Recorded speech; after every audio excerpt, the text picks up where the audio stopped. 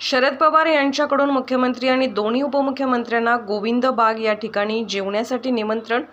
2 मार्च रोजी नमो महारोजगार मेळाव्याला मुख्यमंत्री एकनाथ शिंदे यांच्यासह उपमुख्यमंत्री देवेंद्र फडणवीस आणि अजित पवार हे उपस्थित राहणार आहेत। यावेळी शरद पवार यांच्याकडून मुख्यमंत्री आणि दोन्ही उपमुख्यमंत्र्यांना गोविंद बाग या ठिकाणी जेवण्यासाठी निमंत्रण देण्यात आल्याची माहिती खासदार सुप्रिया सुळे यांनी माध्यमांशी बोलताना दिली आणि हे निमंत्रण पत्राद्वारे आणि फोन करून दिल्याची माहिती देखील त्यांच्याकडून सांगण्यात आली।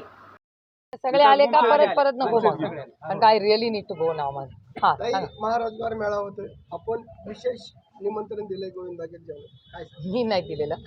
आदरणीय पवार साहेबांनी महाराष्ट्राच्या माननीय मुख्यमंत्र्यांना मला असं वाटतं पत्रही लिहिलं आणि फोनही केला होता की आपण सगळे आमच्या बारामतीत येत आहेत, आपल्या बारामतीत मुख्यमंत्री आणि DC-1 आणि DC-2 येत आहेत, तर त्यांनी सगळ्यांनी बारामतीत आल्यावर अतिथी देवो भव, आम्हाला खूप आनंद वाटेल जर तुम्ही आमच्या घरी जेवायला आलात।